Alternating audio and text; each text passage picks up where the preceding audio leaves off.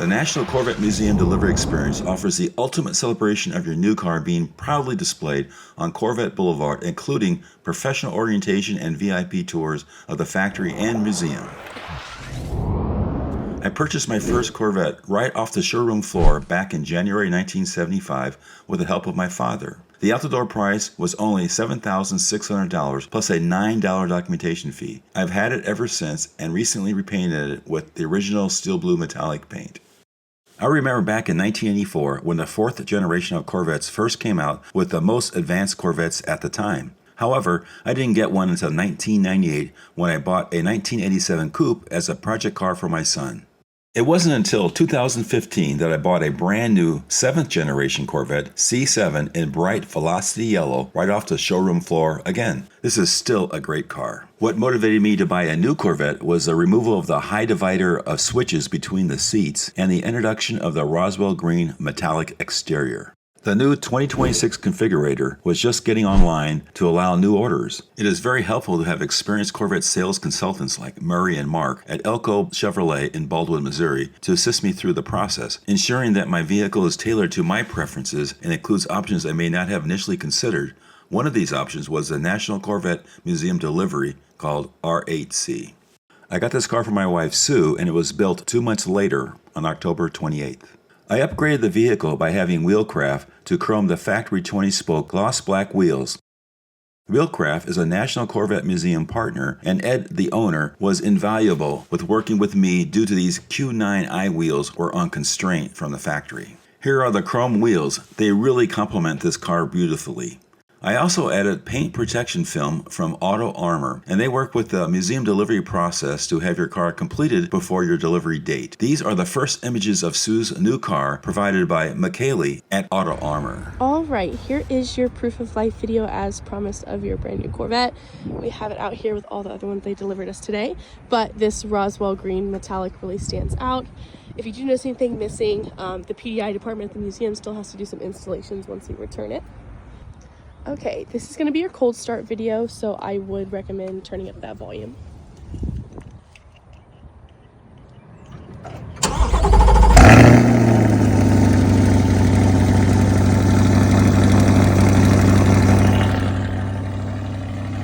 Once again, congratulations. We are super happy for you. My name is Rudy. I am owner-operator here at Auto Armor. Nice to meet you. The reason for this video is, number one, I want to make your day. Number two, I want to explain to you how I'm going to do your car. So this here is Core. This is the system, the software that we use to cut material. The patterns that we get from them are, to me, they're more of a, I use them as a silhouette, what I call it. I extend certain areas. We're going to wrap edges that normally the system wouldn't wrap. So that's, you know, this is our shop. Welcome to Auto Armor. Obviously, I think McKelly sent some videos to you already. But I want to talk about your color. Woo, look at that green machine. So 9 times out of 10, you know, I get to see all the colors, man. But 9 times out of 10, I get that color that I feel like they don't make enough of, or that people don't choose enough of. And this is a very underrated color. I think the Corvette was made for the color. And it looks fantastic. In the sunlight, it looks even crazier. You can see some yellow in it. That's, you know, obviously the metallics flip-flopping back and forth. But this is a fantastic color. The green machine is here. I love the color of your interior. Very classy, white, black. You know, I get it. It looks classy.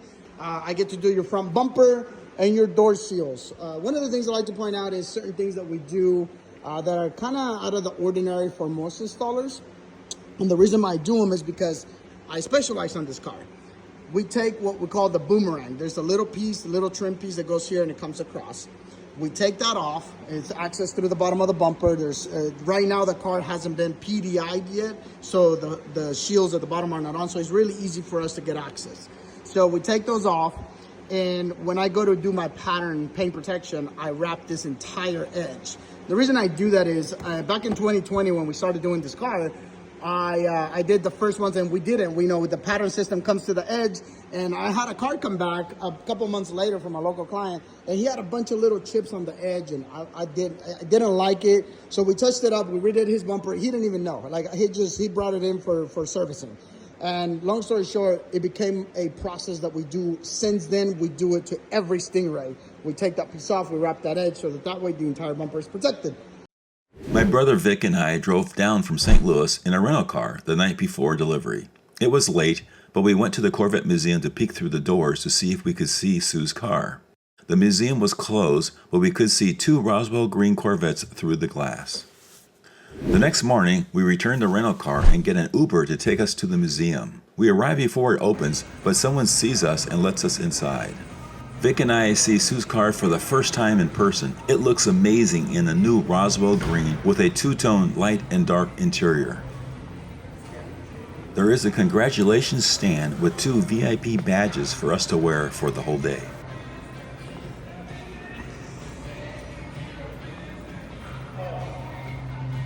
The museum delivery itinerary can be a full day. First, I complete the delivery paperwork, then the 2-hour orientation, followed by the VIP factory tour, then lunch at the Stingray Grill, then the VIP tour of the museum, ending the day with time to use my discount at the exclusive Corvette store. The R8C museum delivery option includes an 8x10 carbon fiber commemorative engraved plaque, 1-year membership of the Corvette Museum and Magazine, embroidered apparel with your car likeness, laminated build order and sticker sheets, discount laps across the street at the Motorsports Park, and much more.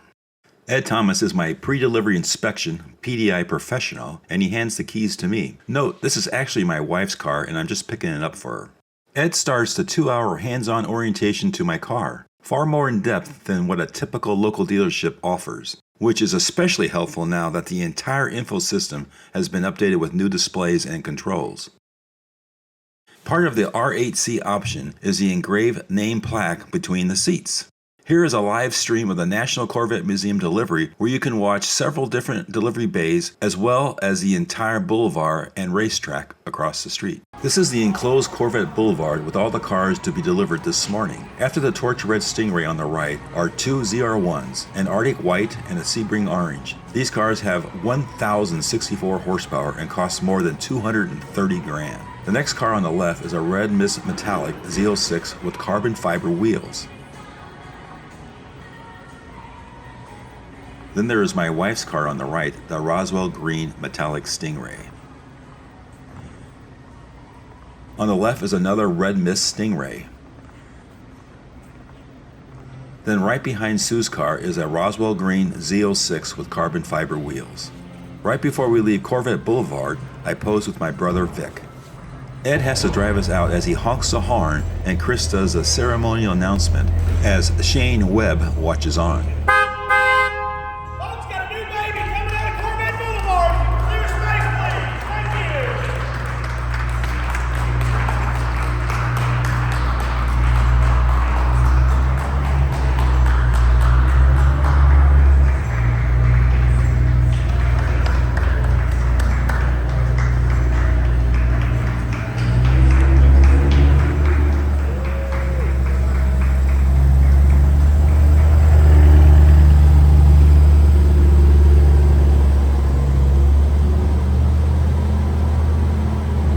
I opt for the additional photographer to capture my special day as you can see him following the car.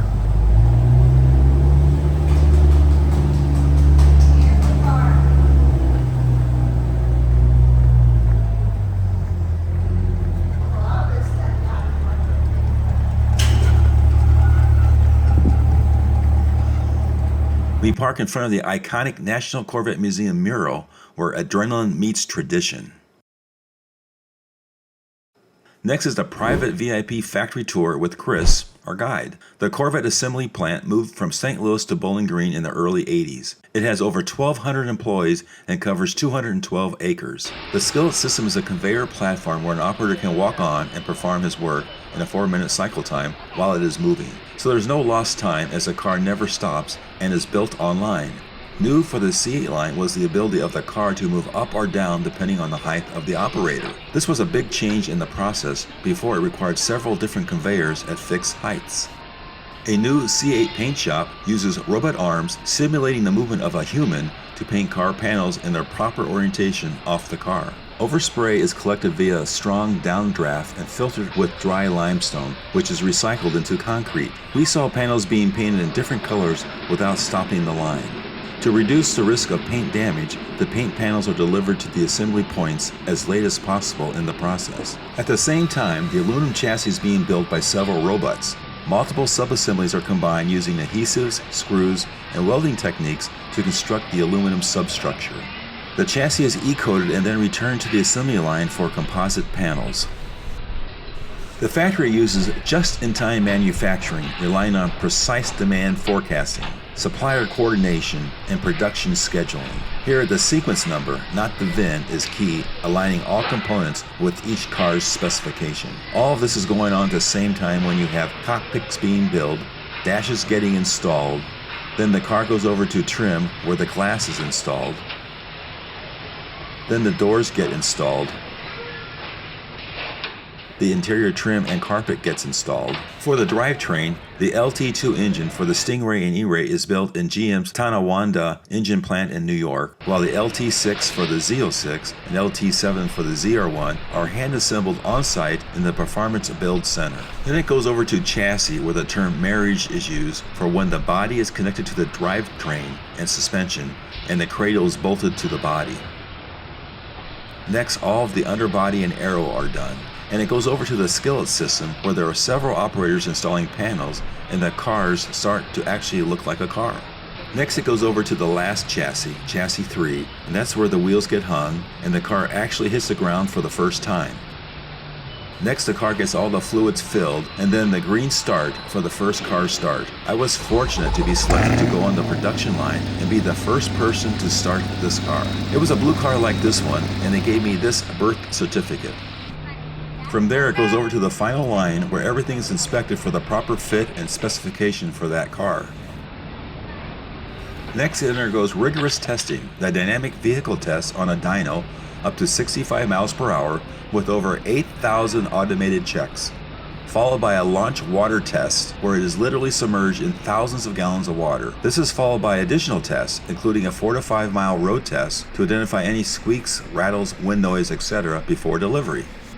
It takes about 3 shifts or a day and a half to build a single car of any type, with the plant producing from 100 to 200 cars a day. While 100 to 200 cars doesn't sound like a lot of vehicles going down the line, keep in mind that not only are these cars extremely complicated to build from an engineering perspective, but they are highly customizable with thousands of options and variations as illustrated in the online configurator when ordering a car. Chris, our guide, takes us back across the street to the museum, where Vic and I have lunch at the Stingray Grill, which includes a complimentary appetizer. After our lunch, we enjoy a private museum tour featuring an extensive collection of Corvettes from each generation. The exhibit begins with the classic 1953 models. A display features the assembly of the 1973 Corvette at the St. Louis factory. In 1975, when I purchased my first Corvette, I was also given a private tour of this facility. The museum features a collection of prototypes, rare models, and race-winning vehicles that collectively illustrate the development of the Corvette over time. I noticed a bright green Corvette similar to the Roswell green we just got. This color was featured only on a 2014 and a 2017 Corvette in the Transformer movies as crosshairs. The 1983 Corvette is unique in automotive history. The introduction of the new C4 generation involves significant technological advancements and compliance with updated government regulations, resulting in the 1983 model year being bypassed. All pre-production vehicles were destroyed to prioritize development of the 1984 model, with the exception of one example now preserved in the museum. On February 12, 2014, a 40-foot wide, 30-foot deep sinkhole opened up under the Sky Dome floor before opening hours, causing no injuries. Here you can look down to see how deep it was. The collapse was due to dissolving limestone bedrock beneath the museum, creating voids that eventually gave way. 8 rare Corvettes fell in. Only a few have been restored. Among them, the 2009 ZR1, known as Blue Devil, was repaired and is shown here. The museum iconic red spire serves as the central support for the Sky Dome. Its futuristic design, inspired by Corvette design, resembles a speedometer needle. From the outside, the structure is a vivid yellow cone with a striking red spire, offering a modern look that's a popular backdrop for Corvette photos. When you exit the museum, you pass through the Hall of Fame. As we leave, the cars for tomorrow's museum delivery are already featured on Corvette Boulevard, including this ZR1 equipped with a dramatic carbon fiber high wing. I am truly thankful for the museum delivery staff: Ed Thomas, my PDI consultant; Chris, our factory guide; Amy Harden, Director of Development; Shane Webb, Corvette Delivery Experience Coordinator; and Rod Keller, Senior Delivery Manager, for giving me an unforgettable experience. The next morning, we drove our new car to the NCM Motorsports Park so Wheelcraft could replace my wheels with chromed 20-spoke forged ones. While my wheels were being installed, my brother took advantage of the museum delivery benefit, half-price track laps, and let the professional driver, Tab, take him around the circuit for a couple of laps.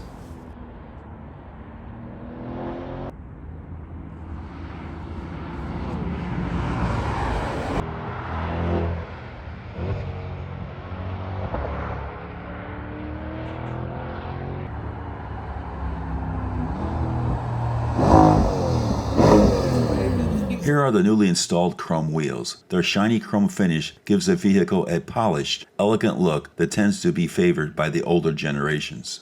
Vic and I visit Auto Armor to express our appreciation to Rudy and McKaylee. Their facility is well maintained and equipped with advanced technology. They recommended the Smoky Pig, located nearby, as a place to experience authentic Kentucky-style barbecue for lunch. After a nice lunch, we drove back to St. Louis, varying the RPMs as part of the car's 500-mile break-in, which was the whole way since it's only 305 miles. We arrive at Vic's house and it fits nicely in his garage. The next week, I head back alone for the 3-day, 1,500-mile trip to Tucson, mostly following the historic Route 66. On my way, I stopped at Elko Chevrolet in Baldwin, Missouri, to give Murray, the sales consultant, a look at the new car that he had ordered for me. Today's 500-mile trip takes about 8 hours.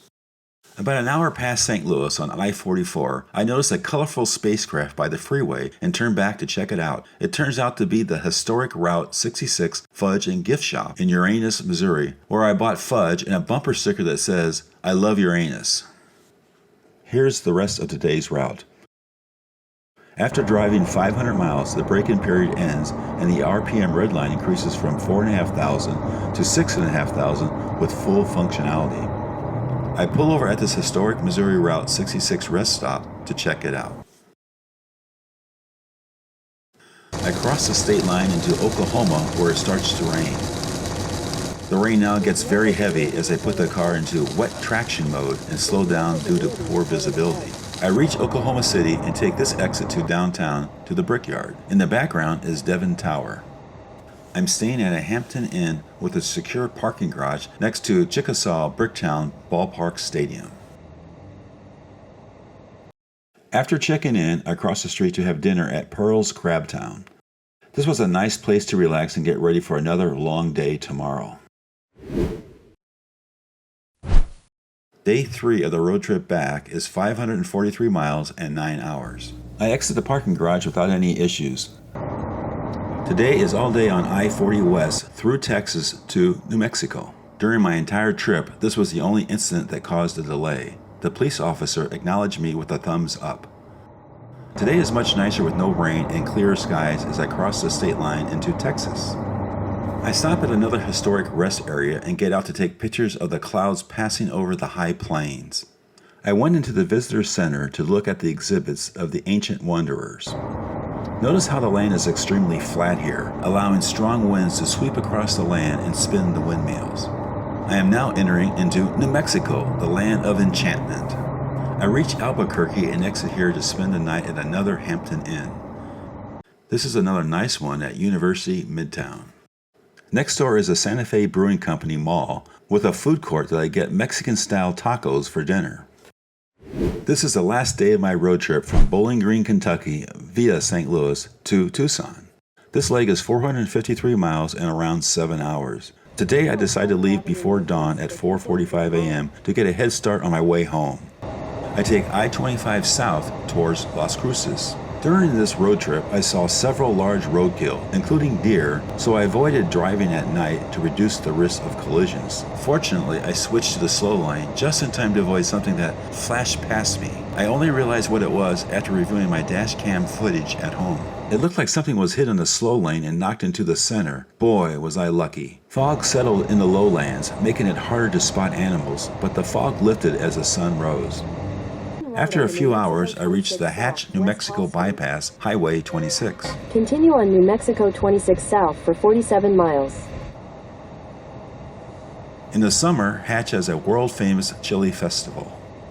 After 47 miles on Highway 26, I reach I-10. On the left, there are numerous The Thing billboards, one right after another. I enter into Arizona. Welcome to Arizona. For years, I noticed those billboards advertising The Thing, but I never made the 100-mile trip to find out what it was until now. As it turns out, it not only has a color theme that matches Roswell green, but also a theme that matches Roswell, New Mexico. I spent $5 on the tour to see what The Thing is or was.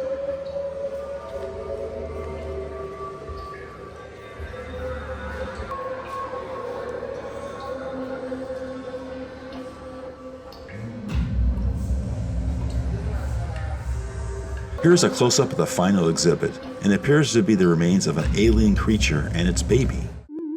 Roswell green alludes to the popular depiction of extraterrestrials being as little green aliens. Since it looks like little green aliens, I picked up some souvenirs in the gift shop to go with the car. Welcome home. I made it home safely without any incidents after putting over 1,870 miles on Sue's brand new vehicle, averaging nearly 23 miles per gallon. The car was exceptionally comfortable, even during days of driving up to 9 hours. It truly was an unforgettable experience. Here is Sue seeing her car in person for the very first time.